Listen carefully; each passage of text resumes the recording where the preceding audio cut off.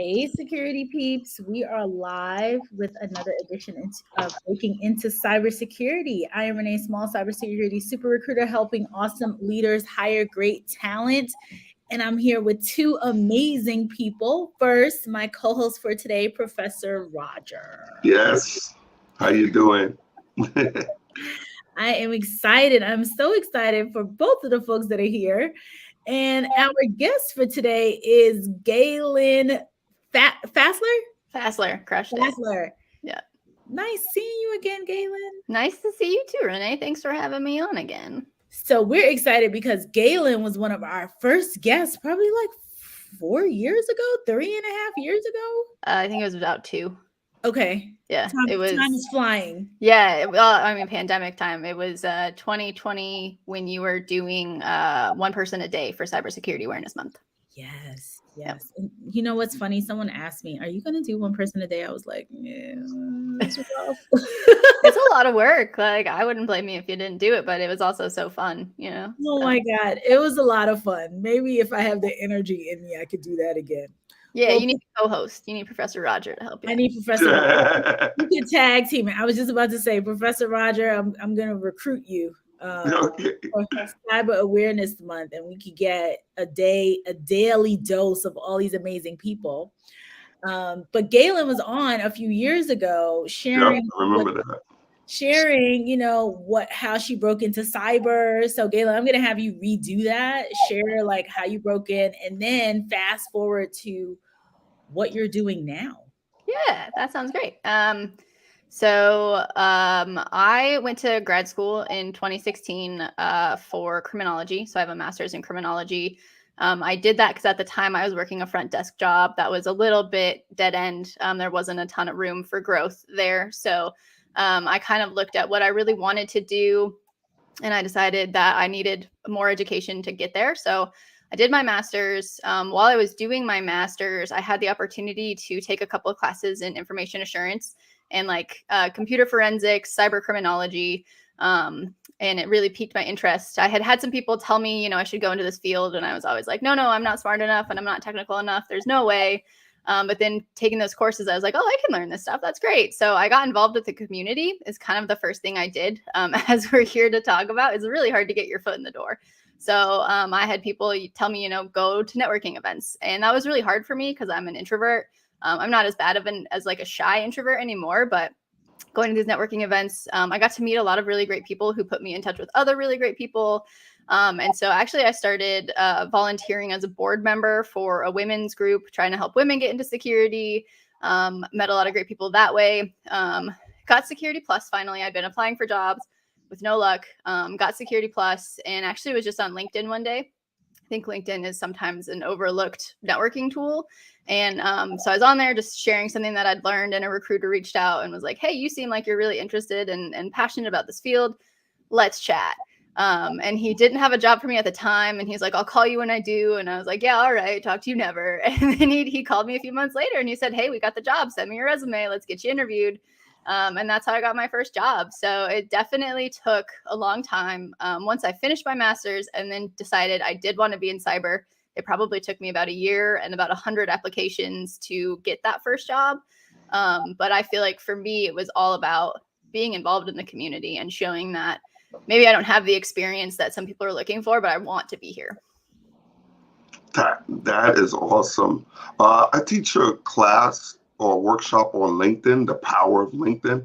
I would love for you to come speak to, the women there. Yeah. Oh, that'd be great. That'd be great. That's awesome.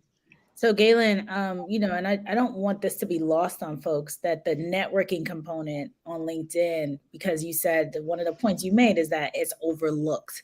Yeah. And so networking on LinkedIn, sharing what you were doing. So you had no experience at the time. You were just in the community. And when you say in the community, you were helping support the women's organization. And which organization is that, if you don't mind us? Well, so that was called League of Women in Cybersecurity. It was local to North Carolina where I'm at. They no longer exist, but then after they dissolved, I did join Women in Cybersecurity for a while. So I was a board member for the North Carolina chapter of Women in Cybersecurity. So that's awesome. Yeah. That's a great organization too. All are welcome, but especially for women and minorities, it's a great place to learn and meet people. And if you want to have a group of people who support you in anything and everything, that's the group. Sweet. So now fast forward 2 years. So you were in the role. What kind of role did you start as? So I started, my first job was identity and access management. So that was working a ticket queue, really great experience learning to interact with users and seeing kind of what their pain points are and, how they interact with what we're doing. And then I went to more of a generalist role.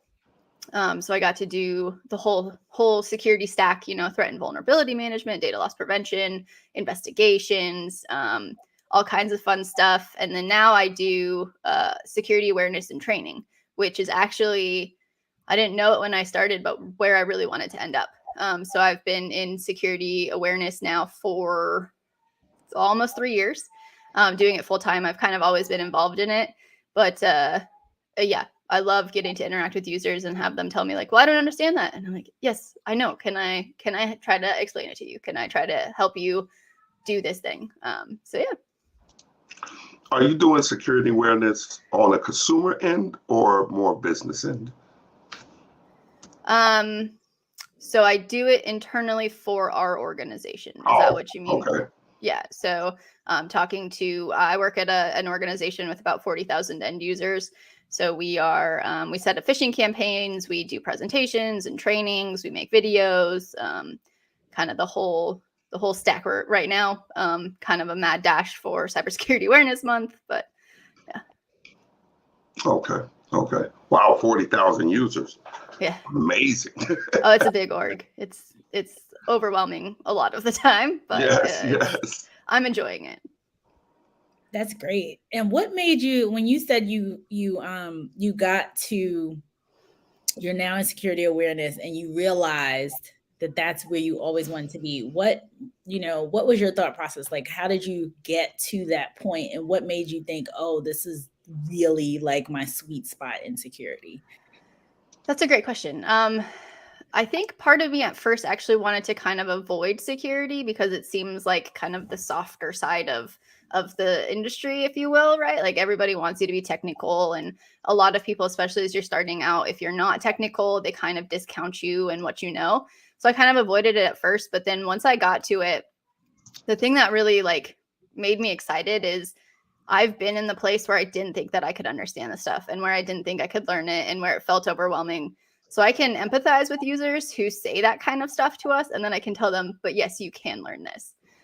We put a really big focus in our training program of teaching people just a few things. So we're not trying to teach people everything that they need to know about security, but like what are 1 or 2 things that they can take back and will help them stay more secure at work and at home.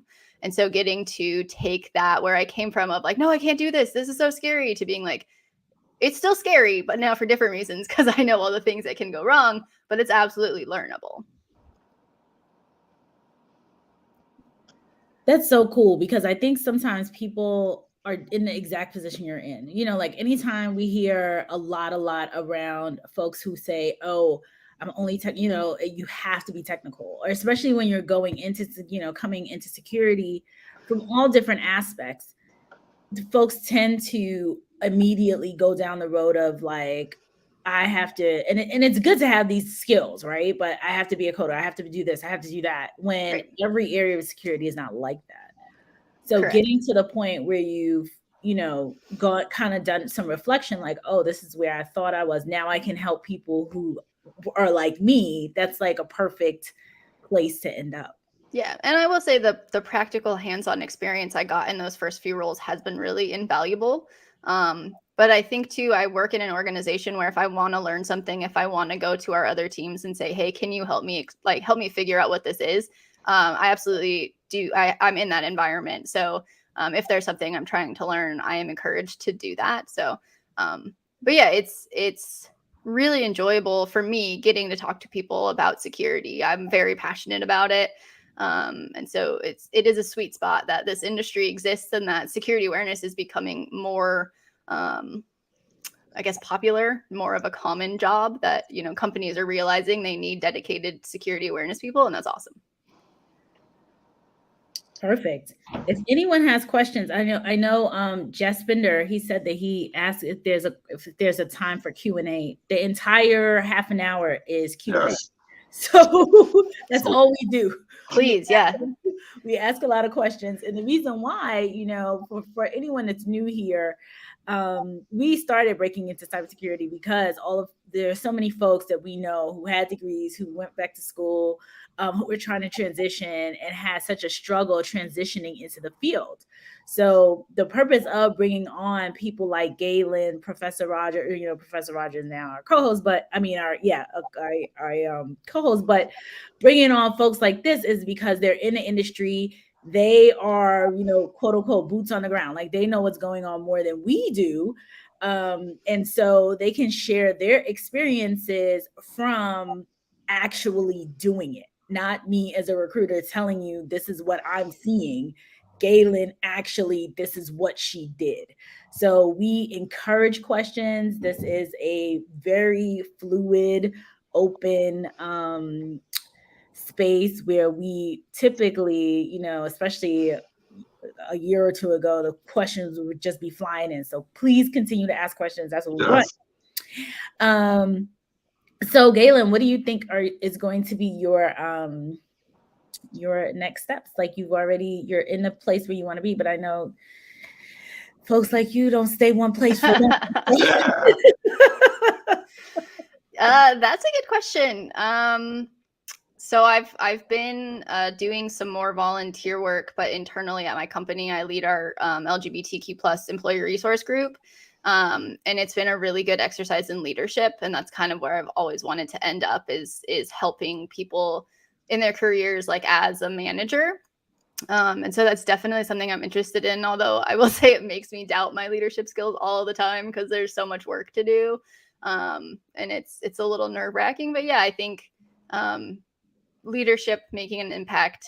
I'm not sure exactly where or what that would look like, but yeah, for now, still just trying to keep my education current. I've got a long reading list that I was hoping to get more through this summer that I didn't really get through because I've been traveling a lot, which has been great, but exhausting. But yeah, I just finished the Security Culture Playbook by Perry Carpenter and Kai Rower, and it was great. I actually got to meet Perry at the SAN Security Awareness Summit, and he gave me his other book. So now I've got more reading to do. So yeah. You got him signed? Yeah, I did actually. Okay. You could convert that to an NFT. I know, right? Do those still have value? I'm not sure. We have a question here from Glenn. What training or avenues are best to enter cyber as a newbie? It's a great question. So ISC Squared actually just put out like a brand new beginner entry-level certification. We partnered with them for the pilot of that cert. So a bunch of our staff members took the the pilot test for it. It's a great cert though for entry-level people. I always recommend Security Plus. You learn a lot while you're doing Security Plus. You can learn a lot about what you're interested in and a lot about the industry in general. I do think for me, certifications are kind of a double-edged sword because you're supposed to have experience to get the cert, but you have to have the cert to get the experience. And so it's kind of a weird cycle, but in my experience, it's definitely worth it. Those are really great though, if you can be self-paced. So if you can keep yourself on track, if you need the motivation of a class or something, there's a ton of boot camps out there for you to take. So there's a lot of resources. And I think like for me, it just depended on my own motivation levels. I needed a study buddy to help me stay motivated to actually get my 2 certs done because I was like, yeah, I'm studying for Security Plus and I wasn't doing anything. So then I met my friend Gina and we kind of helped keep each other accountable and we studied together and that was really important. So it's all about your personality for me. Right. Now, in your journey, you started off at help desk. Right? No, front desk, not even help desk, just front desk. Yeah. So it's that, a lot of people say start help desk. Do you recommend that or is there a better way? Help desk is not really cyber, that's like, a whole different avenue. Yeah. I think a lot of people are really well intentioned when they recommend help desk, because you learn a ton on help desk, right? You do need some knowledge of the systems and some of the stuff that you do. I don't think it's necessary. I never went to help desk, except identity and access a little bit was help desky, and you had to troubleshoot stuff and, answer tickets. But I really think it depends on your drive.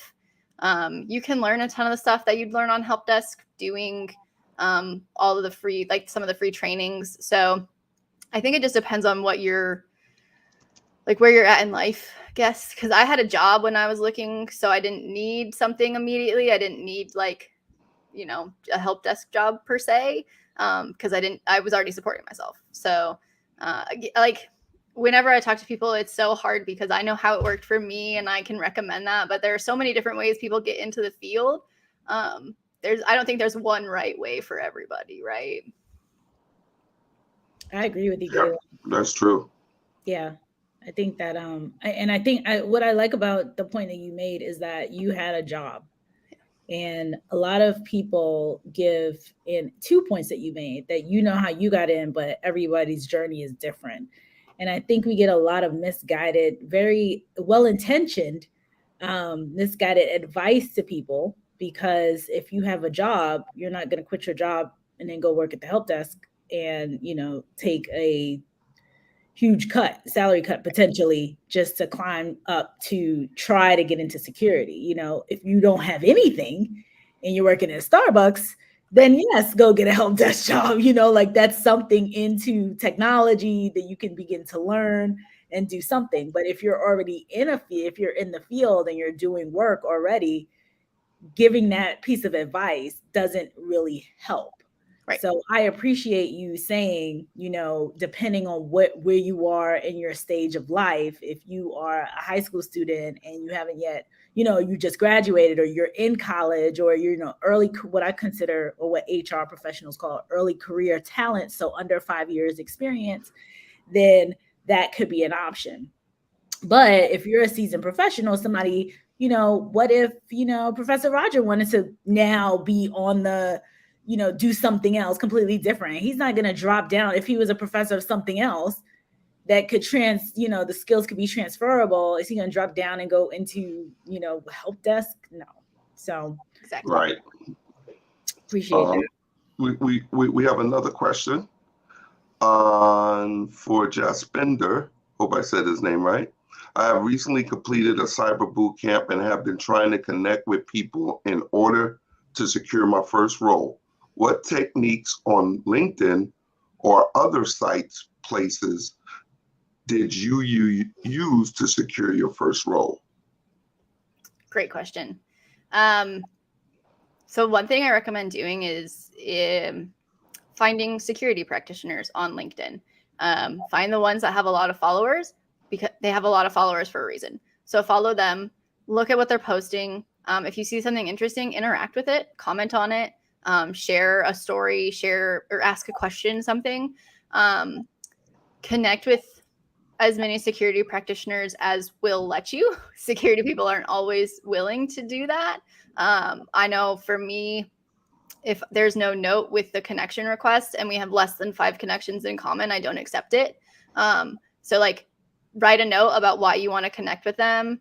Find somebody that does what you're interested in cyber. If you already know that you want to be in like incident response, excuse me, or forensics or something, find people who do that and message them and say, I'm looking to learn more. And also understand that people probably can't just give you a job. I get connected in requests a lot that are like, I want to get into the field. And I'm like, I'm happy to kind of give you advice, but I can't actually hand you a job. And that's really frustrating for everyone involved. But building those connections and kind of being patient, I think for me is the best way to go. Okay. Another thing, who is Carter to you? Carter texted me in my DMs. He said, hi, who is Carter? Someone named Carter messaged you? You know a Carter. My cat is Carter. Yes, there you go. It's this kitty. This kitty's Carter. This was Chuck. Exactly. Where's Carter? Carter's huge. She's that one. She's a Ravenclaw. Chuck's a Slytherin. Yes, Yeah. definitely. That's funny. That is too funny. So to Gaylyn's point, one of the things that we always say in terms of networking is that you don't want to lead with asking for a job. Like, we know that everyone's looking, everyone's entertaining opportunities, but you don't want to ping someone asking for a job. And Yes. Unless they're the hiring manager for something that you've already applied for. Yes, unless it's very specific. Like, I applied to this role. Can you please take a look at my LinkedIn? These are the reasons why I'm a good fit, something like that. But just, networking and saying, do you have a job for me? Or I'm looking for a job is a complete turn off. So provide some kind of value. And when we say value, volunteer, asking for advice is always huge. And even still, like, advice is so broad. Like, when you say, I'm looking for your advice, you try to get as specific as possible. Try to ask a very specific question so that someone can respond with a specific answer versus very broad, generic, how do I get into security? Because everyone's probably going to point you to some books and some go to ISC school. Like, we're going to point you to those. You come to us generic, we're going to respond generic. Yeah, I'm going to tell you, go back and view all of the Breaking Into Cybersecurities and listen to what all the people said that have been on the show. But if it's very, very niche and specific, even if I don't have the answer, I can point you to somebody who does. People come to me all the time and say, they need jobs, and I'm a recruiter, so that's a little bit different. But even still, it's very specific. Like, what kind of job are you looking for? So for example, I don't place a lot of people in sales security roles. But people reach out to me and say, I am looking for a sales executive, I did this, in sales. I know exactly who to point them to. I point them to Newbie Gross because she does sales and security. So that's like I know exactly where to point them. If someone's asking me, I want to learn how to be an architect, a security architect, I'm going to immediately point them to these. I can't tell you what to do, but I can show you and point you to people who that's what they do.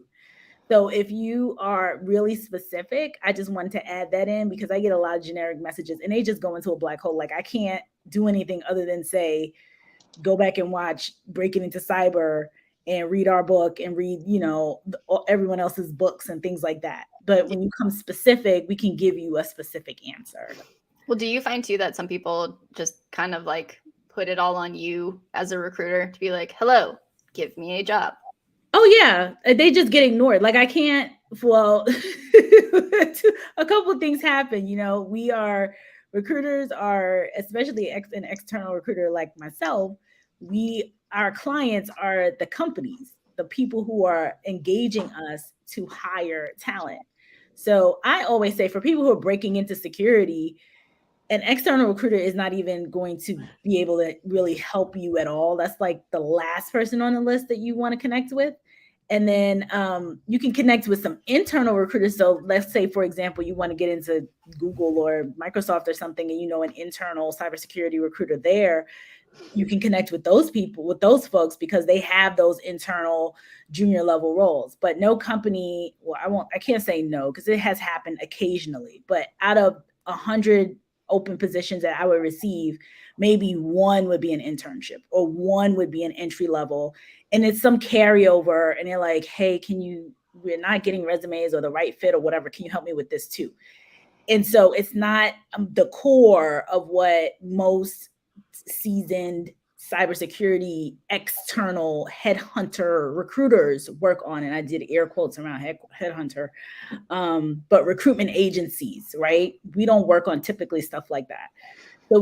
So when, a message comes in like that, and I get probably 400 messages, sometimes my email is just completely blowing up. So you get so many messages in a day, it just ends up going into an ignore bucket, unfortunately. Or sometimes I point them to, if it's something where like, you know, I need career advice, I'll point into Chris because he gives career advice, you know. So, but yes, people tend to do that, but I think they're just spamming people. Like they don't even, some of them don't even write, you know, if they took the time to say, I was watching Breaking Into Cyber, blah, blah, blah, blah, I'll respect that. But very often I get like these generic blank messages and it's only 24 hours in a day. Yeah. Don't spam recruiters. That's the message. It doesn't help anybody. No. So Gaylynn, I'm going to show one of Gaylynn gems on the screen and you explain it to us. Oh no. All right. One of Gaylynn's gems. Expect change, embrace change, change is good. Where are you finding these gems? Dang. I mean, look. What do you mean by that? The only thing that you can expect in life is just that it's unexpected. I in my career so far, my cyber career, which I'm coming up on 4 years next month, which is very exciting. I'm almost qualified for entry-level jobs. Some of the best things that happen are not expected. And for you to take advantage of it, you just got to go with it. The last job I had, I kind of got poached. So they were like, hey, we know that you're really good at your job. Come work with us. And I was like, yeah, okay. I really liked where I worked. I liked what I was doing. I didn't think I'd be there long term, but certainly I thought I'd be there longer than I ended up being there. Mm-hmm. But because this other company came in and said, hey, you know, we've got this opportunity. I will say it didn't end up that well, which is where more change comes in, because then I had to pivot myself and make other things happen because I wasn't happy at that job. But yeah, if you are gonna like not go with the change, not accept that things are unexpected, if it's always like bothering you, it's just not gonna, that's just gonna make a life harder, honestly. From my perspective. Okay. We have a question by Canswell. Let me see if I could post this up here. It's pretty long, but I'm just going to read the question part.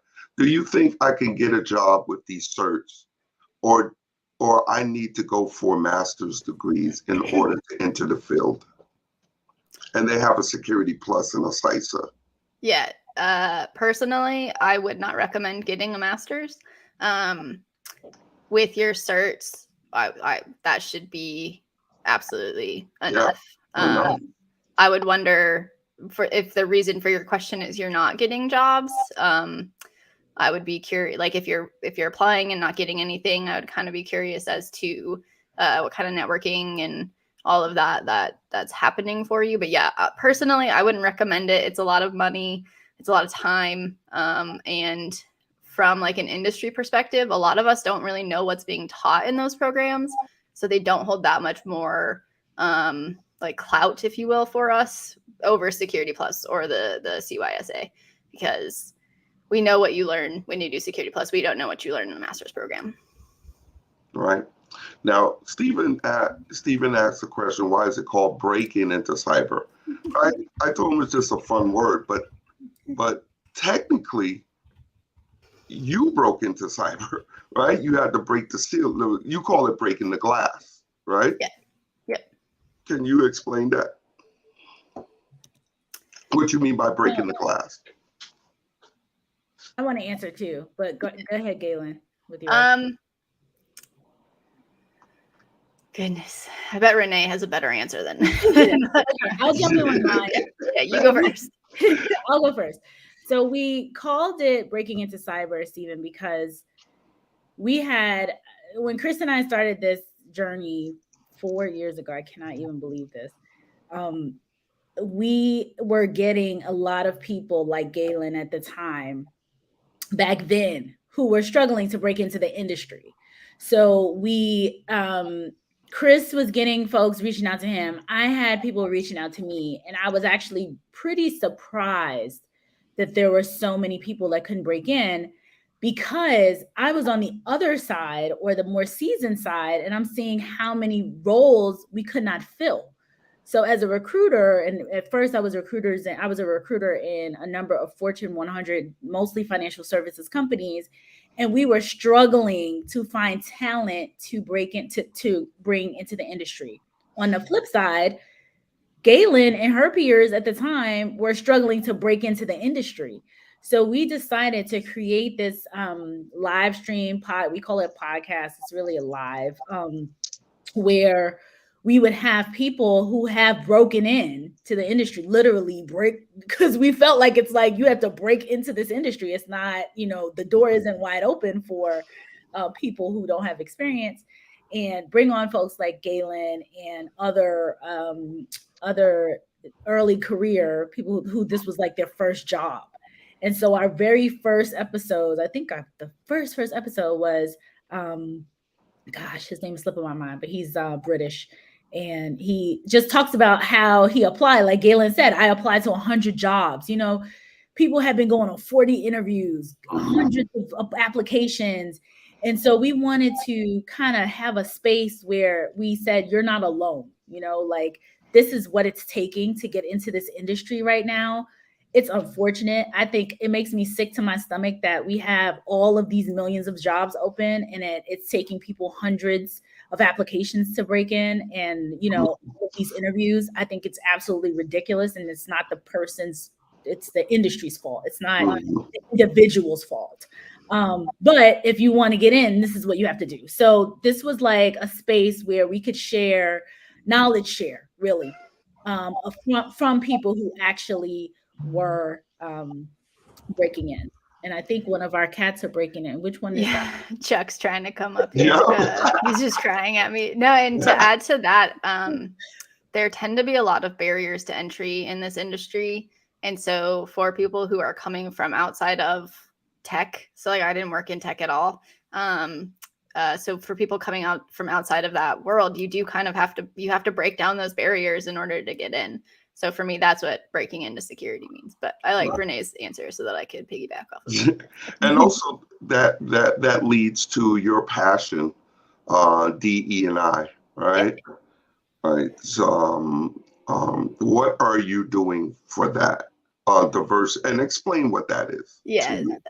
DE&I stands for diversity, equity, and inclusion. A lot of people will also add B into that at the end for belonging.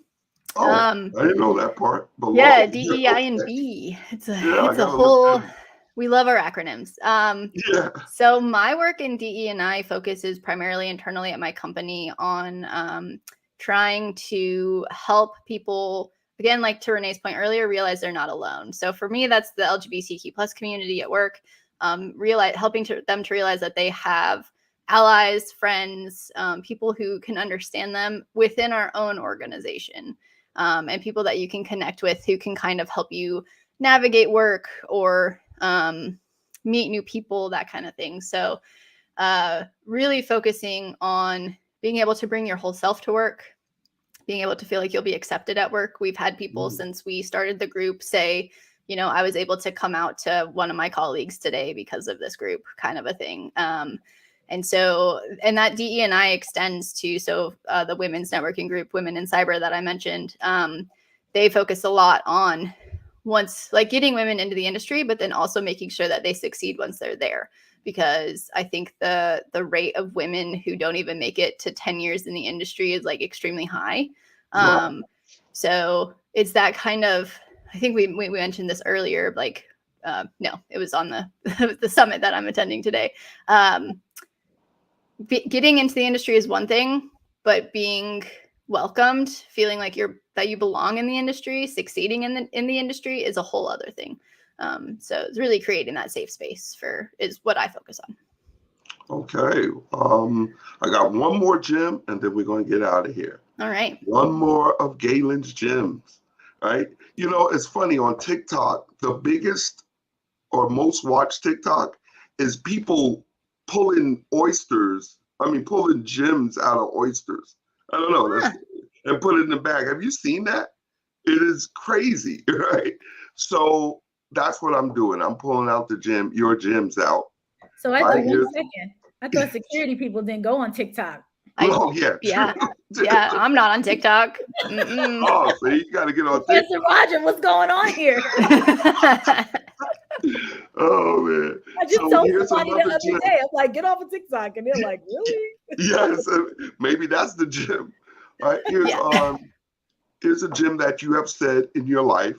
All right, to people. Find, can you explain this?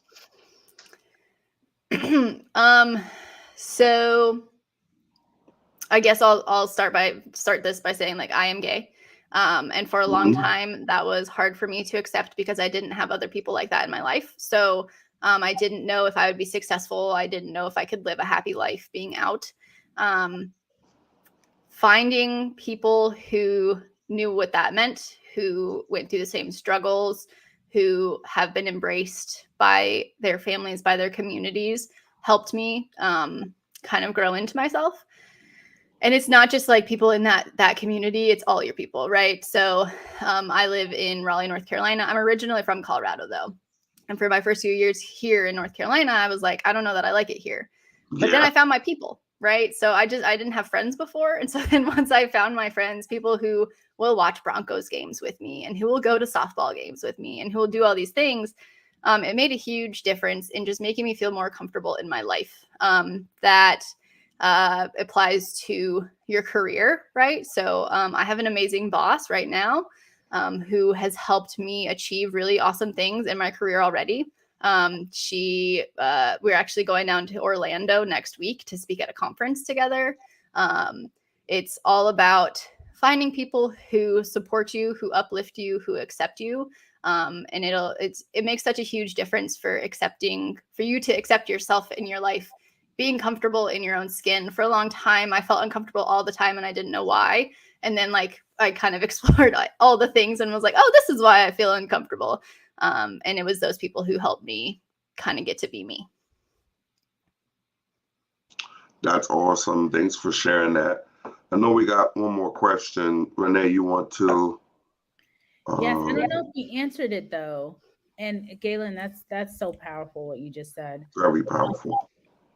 Tom had asked earlier about the GCIH versus the CASP plus, and he asked Professor Roger if you had any recommendations on either or. Did we answer this? I was talking to him on the chat, but if Gaylynn wants to address it. I don't have thoughts on those two certs personally. Okay, yeah. Cool. Okay. All right, awesome. So, folks, this has been amazing. Gaylynn, thank you so much for coming back. Thank you, Gaylynn.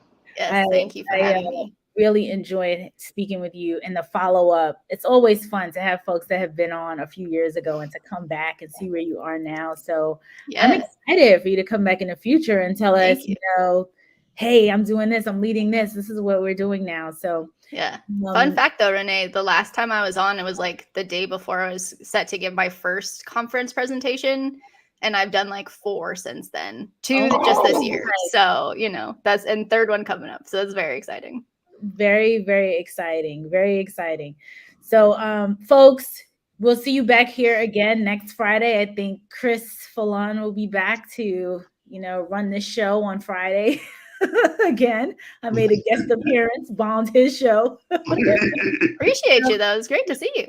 I know. I've been so busy. It's unbelievably busy right now. Yeah.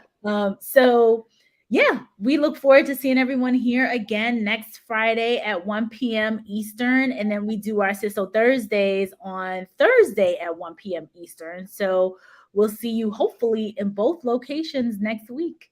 Take care, everybody. Have a good weekend. Happy birthday, Mom. Happy birthday, Mom.